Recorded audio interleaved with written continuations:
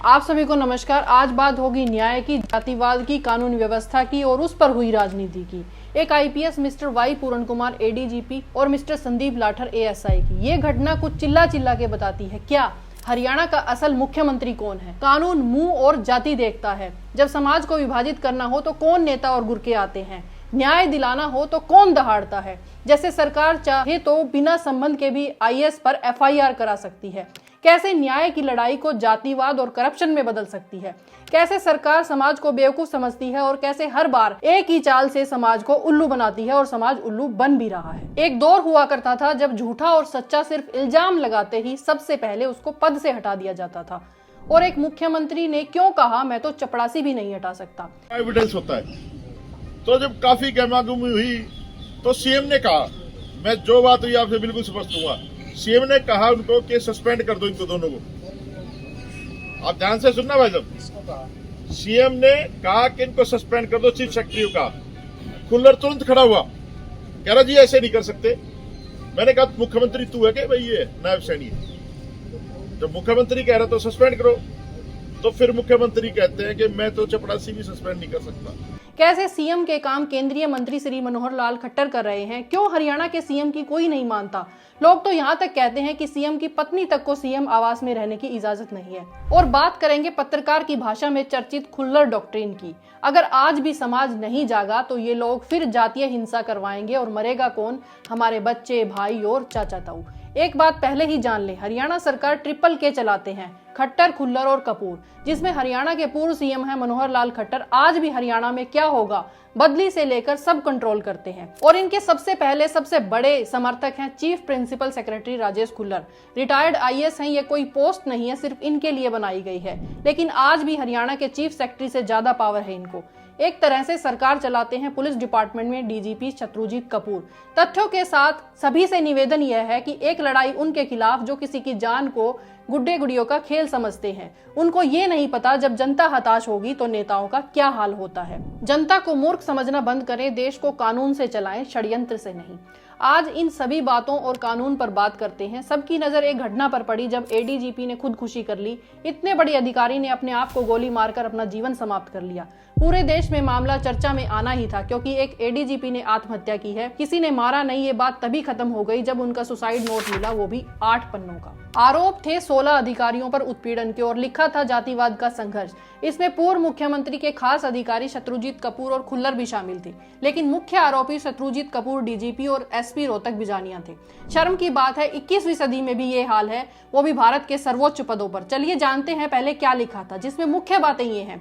Police station Ambala के मंदिर में जाने पर हरासमेंट, पिता के अंतिम समय में छुट्टी जानबूझकर नहीं दी गई, टाइम से प्रमोशन ना करना, ऑफिशियल व्हीकल को छीनना, ऑफिशियल अकोमोडेशन यानी घर देने में भेदभाव करना, बार बार झूठी कंप्लेन करना, जीते जी किसी शिकायत पर कार्रवाई ना करना, 2001 बैच की बकाया राशि यानी एरियर राशि का ना देना, अपार में गलत टिप्पणियां करना। उपरोक्त मांगों के साथ वो आवाज उठाते रहे कि पुलिस विभाग में पोस्टिंग में भी भेदभाव होता है। इन सभी मांगों के कारण उनको कभी लंबे समय तक जिला एसपी भी नहीं रखा गया और तो और उनके पद एडीजीपी के अनुसार पोस्टिंग भी नहीं दी गई। अब इतनी शिकायतों और विरोध के बाद भी कार्रवाई ना हो तो आदमी हताश हो ही जाता है। अब बात करते हैं इनकी कार्यशैली की, जो किसी आला अधिकारी के गलत ऑर्डर भी नहीं मानते थे। ये बात तब सामने आई जब किसान आंदोलन के समय इनको लाठीचार्ज करने और स्ट्रिक्ट एक्शन लेने को कहा तो इन्होंने साफ मना कर दिया कि निहत्थे किसानों पर लाठीचार्ज नहीं किया जा सकता। साथ ही उन्होंने इस बात का भी जिक्र किया है कि बेनामी और झूठे नामों से शिकायत कराई गई और तंग भी किया गया, जबकि बताया जाता है कि कपूर के ऊपर आरोप की जांच की अनुमति तक नहीं दी गई। इस तरह की कार्रवाई से एडीजीपी वाई पूरण कुमार क्या कोई भी हताश हो सकता है? और हरियाणा के राजनेता कृष्ण बेदी की बात अब करते हैं। जरा देखिए, आपको कहीं न्याय दिलाने का आश्वासन देते दिखे? नहीं। क्यों? इनकी ये ड्यूटी नहीं है। हाँ, ये जरूर कहा, सुनिए। दुखद है, आत्महत्या की है उन्होंने। अब क्या परिस्थितियां रही, क्या मामले रहे, क्योंकि सारा मामला भी बड़ा कॉम्प्लिकेटेड है। बहुत कुछ इस पे अभी कहने की आवश्यकता नहीं। जो भी कार्रवाई बनती है, जिसके खिलाफ बनती है, वो पुलिस, चंडीगढ़ पुलिस कर रही है। इसमें हरियाणा का बहुत ज्यादा कोई रोल रहने वाला है नहीं, क्योंकि मामला सारा चंडीगढ़ का है। परंतु वो अधिकारी हमारा था और मेरे तो समाज का ही था वो। सुना, मेरे तो समाज का था। इसकी ड्यूटी क्या थी ये भी सुनिए। आपको अंदाजा लग जाएगा इनका रोल तय है। एक दूसरे से नफरत फैलाना ये उदाहरण है। अगर इसके समाज का कितना बड़ा अधिकारी भी विपदा में हो तो ये कुछ नहीं कर पाएगा। ये ध्यान रखिएगा, ये याद रखिएगा, इतना मुखर होकर बोलने वाला व्यक्ति अपने समाज के लिए अन्याय के खिलाफ खड़ा नहीं हो पाया, साथ ही उनकी एफआईआर तक नहीं करवा पाया, और जब एफआईआर हुई आंदोलन के बाद तो दोषियों के नाम तक नहीं लिखवा पाया। तो आप समझ जाइए कि इनके हाथ में कुछ नहीं है। ये सिर्फ नफरत की ड्यूटी करते हैं, न्याय की नहीं। ये दुख की घड़ी में आपके साथ नहीं होंगे। अब हुआ क्या, आगे दलित संगठन इकट्ठा हुए, मांग उठी एफआईआर की। कमाल देखिए, इस राज्य में एक आईपीएस और ऊपर से उसका एडीजीपी का पद, सुसाइड नोट भी मिल गया। एफआईआर के लिए सड़कों पर भी लोगों को आना पड़ा। आईएएस पत्नी और उसका भाई एमएलए आया, फिर भी एफआईआर नहीं हुई। क्यों? कानून के अनुसार यदि कॉग्निजेबल ऑफेंस का मामला बनता है, जैसे आईपीसी की धारा 306 और SC/ST prevention of atrocity act 1989, इस केस में कॉग्निजेबल ऑफेंस में यानी कि जिन धाराओं में 2 साल से ज्यादा की सजा हो तो एफआईआर दर्ज करना पुलिस के लिए अनिवार्य है। देरी पुलिस नहीं कर सकती। लेकिन यहाँ बार बार परिवार और समाज की गुहार के बाद भी एफआईआर नहीं हुई। एफआईआर हुई वो भी तीसरे दिन, वो भी अधूरी, जिसमें जिनके ऊपर इल्जाम था उनके नाम ही नहीं लिखे गए, जबकि सभी सबूतों के साथ बयान में आईपीएस ने सारा लिख कर दिया था। उनकी पत्नी ने एफआईआर में बदलाव की मांग उठाई, लेकिन कुछ हुआ? कुछ नहीं हुआ। ये हाल देश के आला अफसरों का है। इनसे बड़े अधिकारी भारत में नहीं होते। आज भी प्रताड़ना जातिगत होती है, किसी को बताने की जरूरत नहीं। जाति एक कुप्रथा है, समाज में लोग इसको छोड़ना ही नहीं चाहते। कुछ लोग मजाक बनाते हैं, इतने बड़े पदों पर जाति कहाँ होती है। पद कितना भी बड़ा हो, इस देश में जाति साथ छोड़ती नहीं है। चाहे राष्ट्रपति हो, प्रधानमंत्री हो, जाति नहीं जाती। कुछ यूट्यूब चैनल और लोग मजाक भी बनाते हैं कि आईएएस और आईपीएस बन के भी SC/ST की जाति नहीं जाती क्या। लेकिन सच इनको भी पता है, जब प्रधानमंत्री बन के भी मोदी वोट मांगते हैं तब कोई नहीं कहता। जब जाट, पटेल, यादव, मराठा, राजपूत बन के वोट मांगे जाते हैं, सामाजिक समारोह किया जाता है, तब कोई कुछ नहीं कहता। यहाँ तक जाति पर गर्व है, धर्मशाला है, समाज में शादी है, लेकिन जब दलित कहता है तभी मजाक उड़ता है। और मजाक उड़ाते हुए कहा जाता है मंत्री होकर दलित कैसे है, आईएएस आईपीएस होकर दलित कैसे। वो दलित वैसे ही जैसे आप अपनी जाति के हैं। एक उदाहरण से समझिए समाज में क्या हो रहा है। एक व्यक्ति ने किसी व्यक्ति को जलील किया और पीटा। अब जो पीटने वाले से पूछ रहे हैं कि पिटने वाले के दर्द हुआ, तो वो मना ही करेगा, लेकिन जिसको जलील किया, मारा, वही तो बता पाएगा कि कितना दर्द हुआ है और कितनी बेइज्जती हुई है। यहाँ आज भी नौकरियों में ऊंची जाति के लोगों का ही दबदबा है। वैसे दलित चीफ सेक्रेटरी जैसे पदों पर पहुंचते ही नहीं, लेकिन जो पहुंचने वाला होता है उसको भी सरकार और अधिकारी षड्यंत्र कर नहीं पहुंचने देते। यहाँ सिर्फ एक वाई पूर्ण कुमार नहीं है, भरमार है लोगों की जिनको जाति देखकर तंग किया जाता है। हम पहल कर रहे हैं ये चीज हरियाणा राज्य में नासूर ना बने। ये जो सिलसिला आत्महत्या का चला है, इसको यहीं रोकना पड़ेगा। इससे पहले मामला हाथ से निकले, सभी अपने सामाजिक कर्तव्य का निवारण करें। हम पहल कर रहे हैं कि अगर कोई भी बात असहनीय आपके लिए होती जा रही है तो इस ईमेल आईडी पर आप पूरा मामला PDF बनाकर भेज सकते हैं, ताकि हम आपकी आवाज सरकार तक पहुंचा सके और आपकी हर संभव मदद हो सके। कृपया आत्महत्या जैसे कदम ना उठाएं, क्योंकि जिंदगी से बड़ी कोई चीज नहीं। चलो वाई पूर्ण कुमार की एफआईआर और न्याय की बात करते हैं। देश का कौन सा नेता नहीं आया? अभय सिंह चौटाला, कृष्ण पवार, कृष्ण बेदी, CM नायाब सिंह सैनी, रामदास अठावले, चिराग पासवान, शैलजा, गीता भुक्कल, संदीप वाल्मीकि, भूपेंद्र सिंह हुड्डा, चरणजीत सिंह चन्नी, भगवत मान, राहुल गांधी। कमाल की बात यह है कि कार्रवाई हो ही नहीं रही थी जो कानूनन बनती है। बस रोहतक के SP नरेंद्र बिजानिया को हटा दिया गया और DGP को छुट्टी भेज दिया गया। होना क्या चाहिए था कि सरकार को क्या करना था? सरकार के पास ये दिखाने का समय था कि चाहे IPS हो या DGP या फिर कोई आम आदमी, कानून सबके लिए एक है। मामला अगर कॉग्निजेबल ऑफेंस का है, जैसे IPC की धारा 306 SC/ST एक्ट, तो कॉग्निजेबल ऑफेंस होता है कि जिन धाराओं में 2 साल से ज्यादा की सजा हो तो उसको सही समय पर हिरासत में लिया जाता है और कार्रवाई की जाती है। मामला तूल नहीं पकड़ता अगर ये कर दिया जाता था। वैसे तो 24 घंटे में कार्रवाई हो जानी चाहिए थी। जब कार्रवाई नहीं हुई तो परिवार और समाज को लगा न्याय नहीं होगा। फिर हुए प्रदर्शन, महापंचायत, तब जाकर कुछ एक्शन हुआ।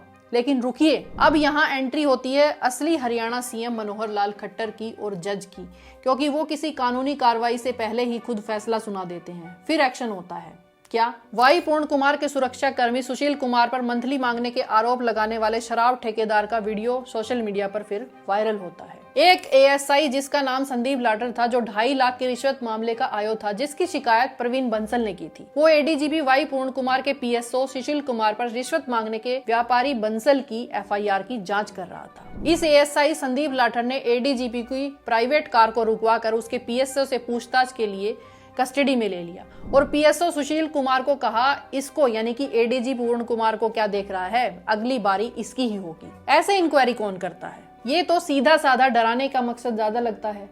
कमाल ये है कि एक एएसआई एडीजीपी वाई पूर्ण कुमार आईपीएस को ये कहने की हिम्मत कहां से लाया कि अगला नंबर इसका है। पुलिस में एक एएसआई तो एसपी के सामने तक कुछ नहीं बोलता, और इस केस की अगर बात करें तो वाई पूर्ण कुमार तो एडीजीपी पद पर थे। क्या इनको इतनी हिम्मत दी जा रही थी कि एसपी बिजानिया और डीजीपी के द्वारा?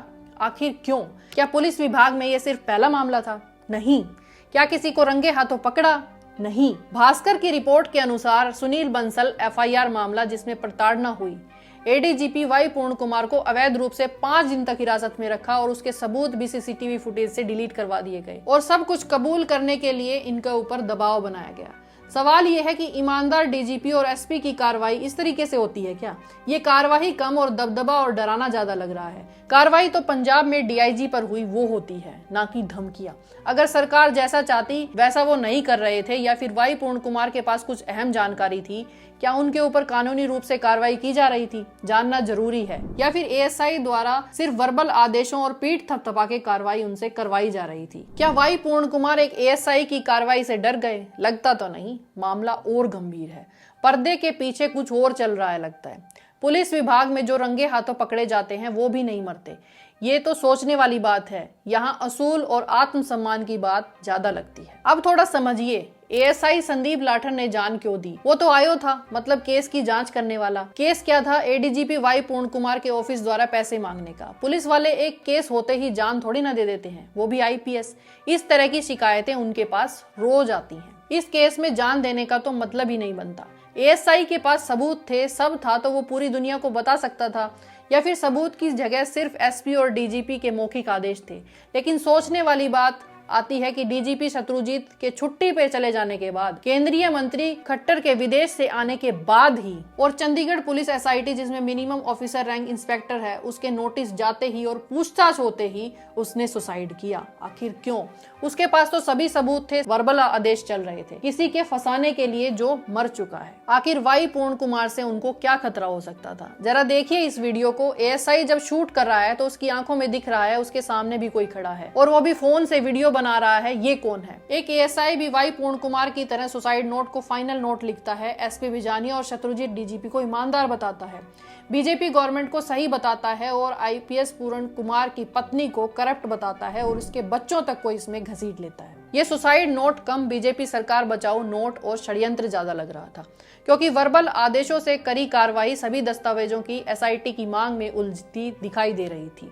ये सीधे तौर पर मामला फिल्मी बनता जा रहा था। इस केस में इसको डराया गया, तेरा फंसना तय है, नौकरी जाएगी, जेल होगी, बच्चों को कुछ नहीं मिलेगा। दूसरा रास्ता है ये लिखो नोट, और पत्नी को सरकारी नौकरी मिलेगी, शहीद का दर्जा मिलेगा, बच्चे की पढ़ाई की रकम भी मिलेगी। कोई भी हो तो उसमें से क्या चुनेगा? आप सोच सकते हैं। सोचने वाली बात है, जो दुनिया से चला गया उससे कैसा डरना? जब सब साथ है, आपके पास सबूत है, तो डर क्यों? सिर्फ मरे आईपीएस की जांच क्यों? सबकी क्यों नहीं? क्या रोहतक में सभी एसएचओ ईमानदार हैं? क्या उनकी मंथली नहीं आती? क्या कोई रोहतक में पुलिस वाले पैसे नहीं लेते? क्या जिसका पति चला गया, बच्चों से उसका साया चला गया, उस पर केस से किसको फायदा? सिर्फ और सिर्फ सरकार को। जो सरकारी तंत्र को जानते हैं, सरकार के सभी आला अधिकारियों की शिकायत करके कोई कैसे 2 नंबर के पैसे कमा सकता है। जितना लगता है उतना आसान नहीं है ये। अभी एक्शन सरकार का देखिए। एएसआई संदीप लाठर की जान जाते ही लगभग 36 घंटे के अंदर एफआईआर हो गई, वो भी वाई नेम। लेकिन पूर्ण कुमार के केस में आज तक नहीं हुई। अब बात करेंगे राजेश खुल्लर डॉक्ट्रिन के एक्शन की। 2016 में आरक्षण आंदोलन में जो सरकार के खिलाफ था उसको कैसे 35 बनाम 1 बनाया गया। किसान आंदोलन में देखा गया। वाल्मीकि हिसार वाले प्रकरण को जाट वर्सेस वाल्मीकि कैसे बनाया गया। इस तरह की अनेकों घटनाएं हैं। जब भी सरकार पर सवाल उठता है तो जातिवादी रंग दे दिया जाता है। अब इस मामले में भी जाट वर्सेस दलित बनाने की साजिश है। फैसला हो चुका है। जज और असल मुख्यमंत्री श्री मनोहर लाल खट्टर फैसला सुना चुके हैं। सुनिए कि मामला जातिवादी सोच का बनाया जा रहा है, और ये कहना कि पूरा मामला करप्शन का था, आप भी सुनिए। उन घटनाओं का केंद्र बिंदु भ्रष्टाचार के ऊपर ही घूम रहा है। लोगों ने उस लड़ाई को राजनीतिक रंग देने की बात कही, लोगों ने उस विषय को जातिगत विषय पर ले जाने की बात कही। मेरा कहना कि ये सारी समस्याओं का जड़ ये भ्रष्टाचार है। इस भ्रष्टाचार पर चोट मोदी सरकार करेगी भारतीय जनता पार्टी की हर प्रदेश की सरकार करेगी। हरियाणा में भी जीरो टॉलरेंस फॉर करप्शन, इसको हम पहले भी लाए हैं, आगे भी लाएंगे। कोई बड़े से बड़ा व्यक्ति होकर भ्रष्टाचार नहीं करेंगे। हाँ, अन्याय भी किसी के साथ नहीं होगा। कुछ लोग शंका करते हैं इसके कारण से कोई अन्याय किसी पर ना हो जाए। अन्याय किसी के साथ नहीं होगा, सबको न्याय मिलेगा। ये सोची समझी साजिश का भी खुलासा करता है कि नायाब सिंह सैनी जिन्होंने चुनाव जीता, उनके पिछड़े समाज के होने के कारण नाकाबिल भी घोषित किया जा रहा है ताकि खुद सीएम बना जा सके, वरना अपनी सरकार को करप्शन में लिप्त कौन बताता है। अब बात यह है, इतने बड़े लेवल पर करप्शन हो रहा है, आपकी सरकार के 11 साल हो चुके हैं, तो सरकार इस खेल में शामिल ना हो ये कैसे हो सकता है? कौन अधिकारी कितने पैसे लेता है किसको नहीं पता। तो मतलब आप खुद बढ़ावा दे रहे हैं, क्योंकि अभी तक तो आप ही सुपर सीएम हैं, क्योंकि जो घोषणा सीएम को करनी चाहिए वो तो आप कर रहे हैं। आप तो ऑफिशियल सरकार का हिस्सा नहीं है, आप परिवार के साथ फाइनल बातें कर रहे हैं। तो सीएम सिर्फ ओबीसी को वोट लेने के लिए था। मौजूदा सीएम नायाब सिंह सैनी कहते हैं किसी के साथ अन्याय नहीं होगा। आप तो एक पक्ष में जाकर खड़े हो गए हैं। जाट समाज को समझना चाहिए कि ये वहीं खड़े होते हैं जहां सरकार का फायदा होता है। आखिर ये समाज राजनेताओं को कब समझेगा? इसी के चलते वाई पूर्ण कुमार को करप्ट और लाठर को देशभक्त बना दिया गया है। थोड़ा जागो, जागने की जरूरत है। हमारे समाज के 2 अधिकारियों की जान चली गई, अगर अभी भी नहीं समझे तो किसी भी को बलि का बकरा बनाया जा सकता है। सरकार के द्वारा रोहतक में लगाए एसपी सुरेंद्र भोरिया को भी सुनिए। क्या ये वाई पूर्ण कुमार के घर जाकर भी बोले? नहीं। तो सरकार और ऑफिसर्स क्या कर रहे थे? मुख्यमंत्री नायाब सैनी और डीजीपी चंडीगढ़ कह रहे हैं कि जांच चल रही है, लेकिन यहाँ फैसला भी हो चुका है। जिसको एसआई जानता तक नहीं, उसने आईएएस के खिलाफ मामला दर्ज कर दिया, उसके बच्चों तक को पैसे लेने में घसीट लिया, जिसका करप्शन में आज तक नाम भी नहीं है। और दूसरी तरफ जाट समाज खुशी मना रहा है। लेकिन ये दुख की बात है, अगर आप जागे नहीं तो ये नेता लोग किसी को भी मरवाकर हमसे ही ताली बजवाएंगे। इसलिए मेरा निवेदन है, हरियाणा को बचाना है तो सभी सामाजिक संगठनों को साथ आना पड़ेगा, चाहे खाप हो, दलित संगठन हो या फिर पिछड़े संगठन। सौहार्द के लिए आपकी जिम्मेदारी है, चंडीगढ़ में दलित मंदिर या भवन में ही ये भाईचारा बनाओ। हरियाणा बचाओ, और उसके लिए महापंचायतें आपको करनी पड़ेंगी। आने वाली 1 तारीख को उसी रविदास भवन चंडीगढ़ में इकट्ठा हो जाओ और उन लोगों को बाहर भगाना है जो कुछ भी होते ही सरकार के एक इशारे पर हर कांड को जातिवाद में बदल देते हैं। 2 नाम सबसे आगे चल रहे हैं, उनको मत बुलाना।